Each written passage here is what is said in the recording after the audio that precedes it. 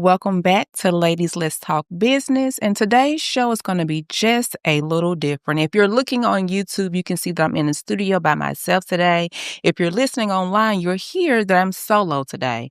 Today's episode is about getting to know me and me getting to know you. So I want to encourage you throughout today's show to drop in the comments, chime in your thoughts as I discuss and tell you things about myself and why I started this pod.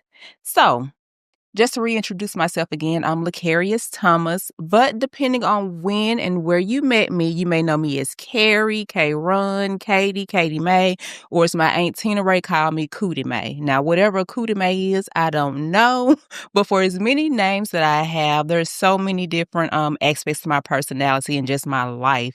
As with any woman, as women, we have so many different parts to us. We play so many different roles. And sometimes we're everything for everyone. Me, I'm a wife. I've been married 24 years. I have 2 daughters, a 23 and a 15-year-old. She'll be 15 by the time this episode airs. I'm an entrepreneur. I started my business, I think in 2006 or 7, selling clothes out the trunk of my car. If you're viewing me and you came over from Facebook or Instagram, you know me as a fashion girly. But I've kind of transitioned out of that because life. I held on to fashion for so long because that's what I was known for. But growth, time, career changes, life changes, it pulled me away from fashion, and now I'm here in this podcast space. With my entrepreneur journey, I want to back up just a little bit with me starting out the trunk of my car. And I know we probably have a lot of women who are viewing who, want to start a business, and you'll see a lot of business owners featured here on the pod. But me starting as an entrepreneur, it was so crazy. I started doing fashion at a time when a lot of people weren't really doing fashion. I joke a lot and tell people when I first started selling clothes, people thought I was a booster. Like they didn't understand that you could have a retail business, sell clothes online, do pop-up shops, sell clothes at the trunk of your car and have a legit business. My entrepreneur journey went from fashion again over to the podcast space, ebooks, journal space. And it really tied into my current, I call it my big girl job. I'm a director and I work with businesses directly to help them get funding. And something that I hated to do was to speak in public. Like I hated speaking in public, and I don't know where this fear or this hate came from. It just developed. But it was a major part of my job. And I found that I was really good at it. I can go in rooms, these big boardrooms, talk to people, and I'm country, so that was probably part of my hesitation to speak in public. But I was able to turn it off. When I'm in those rooms with these millionaires, these CEOs of companies, I can turn the country off and I can really sell and talk about what I'm there to talk about. And that just led me, like the old people say, it led me to understand that sometimes your gift, um, sometimes it's something that you really push back against. Sometimes you'll have a fear, but that thing that you fear the most, that's part of your gift. That's part of your gift. So this is going to be inspirational. Point number 1 in today's show. When you have something that you're afraid of, go ahead and walk in it. Walk in it. That may be the thing that the devil is trying to use to keep you from going to your next and your now. Okay. So walk in it, ladies. Walk in it today.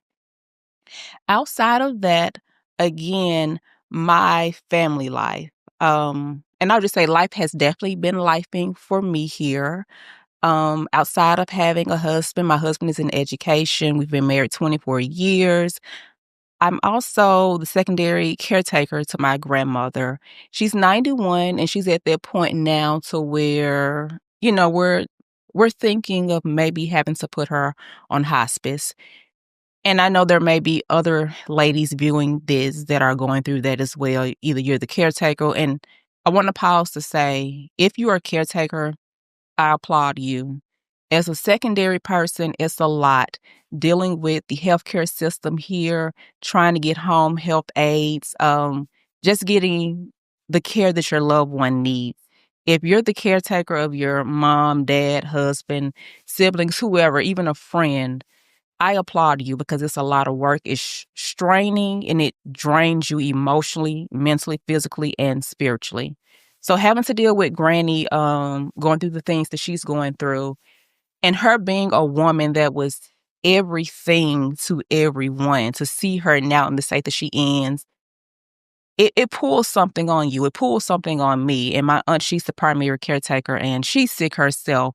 And for her to have the dedication for her mother, I can't even explain it. It's next level. She has done amazing things for my grandmother.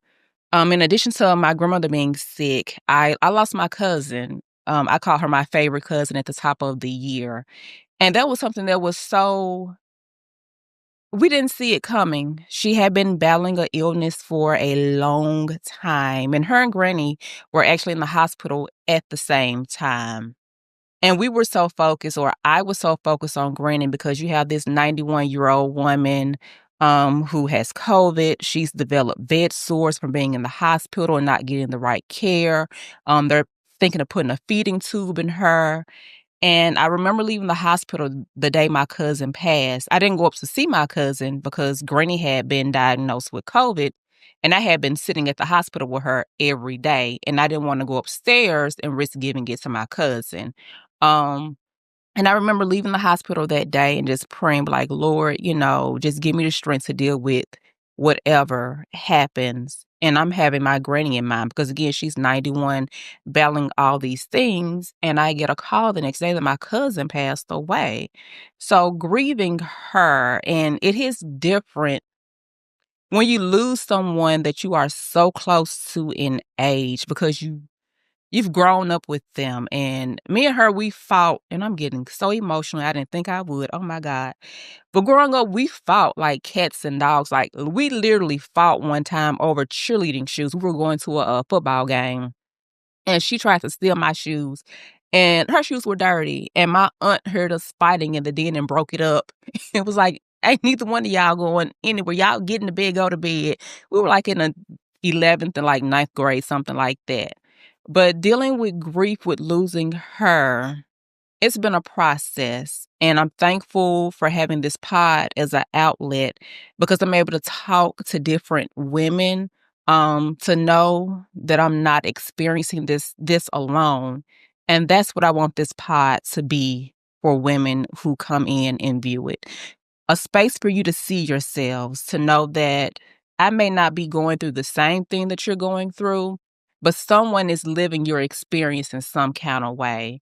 When I did the first episode, the business of marriage, I've been married since I was 19. So that's a big part of my life. And for me to be able to see the journey of other women, things that I've been through, things I haven't been through, for one, it opens me up to not be judgmental because you get to hear a viewpoint of things that you may not, you may have not known about. And it's easy for us to judge because we don't know the backstory.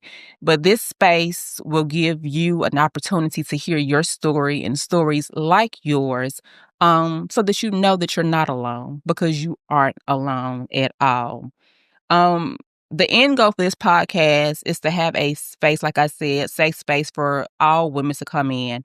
But I really want y'all, and this may be far-fetched, but this is an open invitation. Beyonce girl, you or Miss Tina, I want y'all to come on the show. And this won't be nothing, we ain't gonna be serious. We're gonna have some champagne and all that good stuff. But we wanna see the everyday side of you, Beyonce. Like, do you know how to cook yet, sister?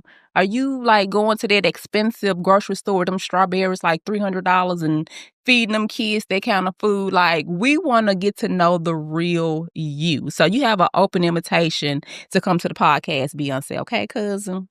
All right. But again, this pod, the end goal is for you ladies to see yourself, for us to build a community, a partnership so that we are able to help each other get through whatever comes up in life.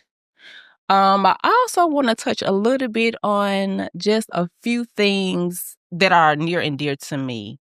Um, I'm a big pusher for Black women living a life of privilege, the soft life, luxury, whatever you want to call it.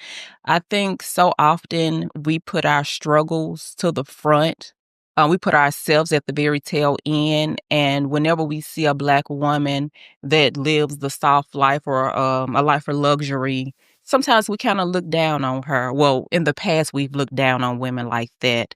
But I truly encourage you as Black women to find a space that's going to allow you to walk into that soft life, to take vacations, to be able to travel and spend money however or whenever you would like to.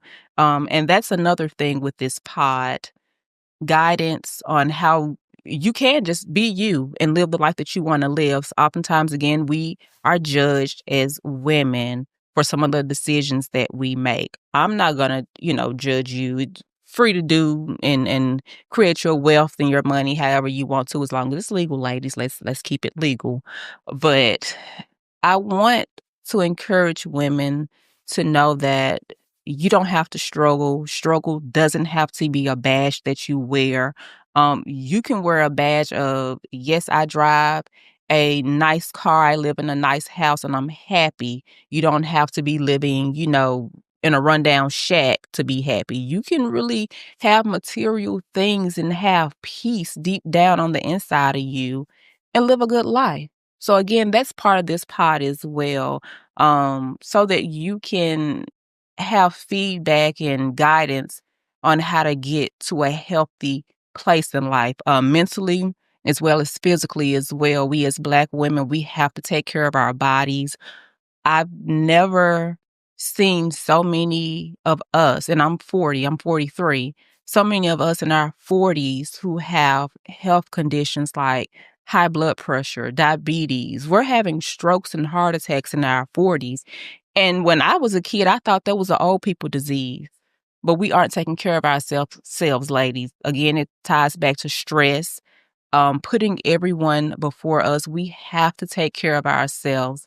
One of my guests, I think on episode 1 or 2, was saying, you can't pour if your cup is empty. We have to continue to fill our cup, ladies, in order to pour into other people. And I want you, wherever you're listening right now, if you're on YouTube, if you're on Spotify, wherever you're listening from, drop in the comments right now and tell me some of the things that you may need help with.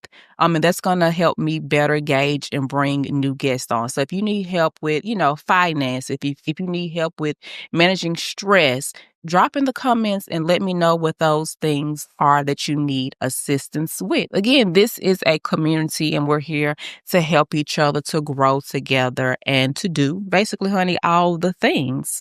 Now, let me reference my notes because I don't want to miss anything at all.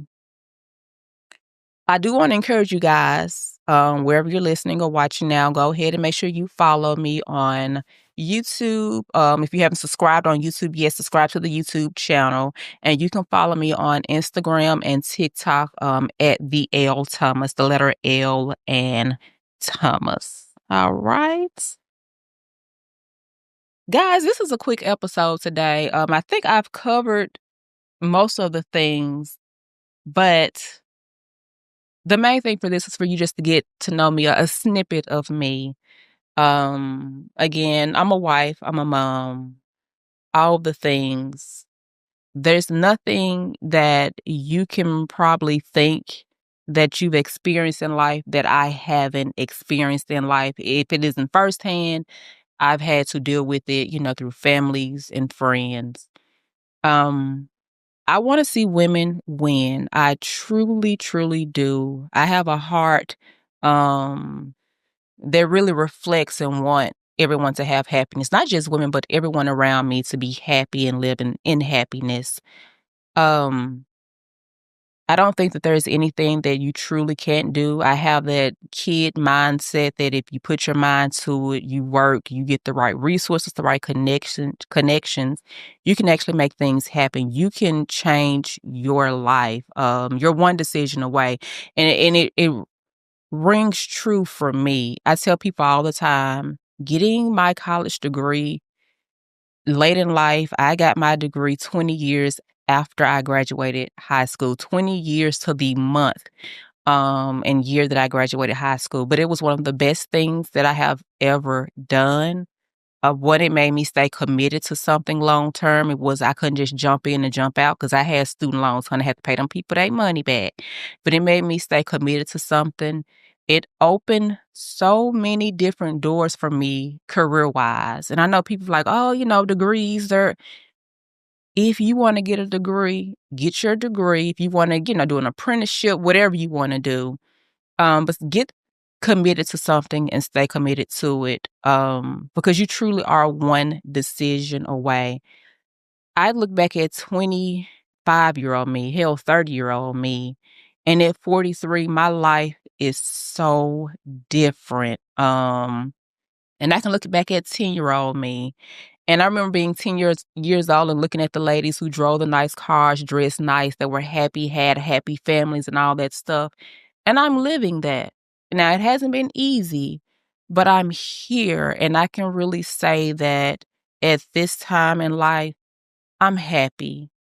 Even though with everything that's going on, all the hardships that I'm experiencing with family and friends, I'm truly happy in life right now.